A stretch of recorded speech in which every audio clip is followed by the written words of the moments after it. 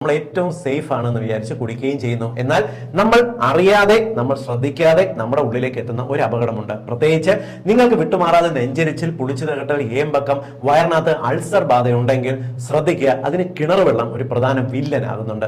എങ്ങനെയെന്ന് പറഞ്ഞുതരാം. കിണർ വെള്ളത്തിനകത്ത് നമുക്ക് വയറിനകത്ത് അൾസർ ഉണ്ടാക്കുന്ന ഹെലിക്കോബാക്ടർ പൈലോറി എന്ന് വിളിക്കുന്ന ബാക്ടീരിയയുടെ സാന്നിധ്യം പ്രത്യേകിച്ച് നമ്മുടെ ഇന്ത്യയിൽ, നമ്മുടെ നാട്ടിലുള്ള കിണർ വെള്ളത്തിൽ കണ്ടെത്തിയിട്ടുണ്ട്. ഏറ്റവും കൂടുതലായിട്ട് കിണർ വെള്ളത്തിലേക്ക് ഇത് എത്താൻ കാരണം ജീവികളുടെ, നമുക്ക് ചുറ്റുമുള്ള പലവിധ ജീവികളുടെ വിസർജ്യങ്ങളും മനുഷ്യ വിസർജ്യവും മണ്ണിനടിയിൽ കൂടി ഈ വെള്ളത്തിലേക്ക് കലരുന്നതാണ് ഏറ്റവും കൂടുതൽ കിണർ വെള്ളത്തിനകത്ത് ഈ ഹെലിക്കോബാക്ടർ പൈലോറി ബാക്ടീരിയ വരുന്നത്.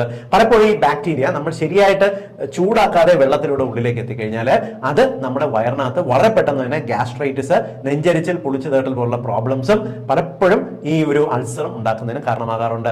വിട്ടുമാറാതെയുള്ള ഈ പ്രശ്നങ്ങൾക്ക് വേണ്ടി ഡോക്ടറെ പോയി കണ്ട് മരുന്നുകൾ ഇങ്ങനെ കഴിച്ചുകൊണ്ടേ ഇരിക്കുന്നതിന് മുമ്പ് ആരെങ്കിലും ഈ കിണർ വെള്ളത്തിന്റെ പ്രശ്നത്തിൽ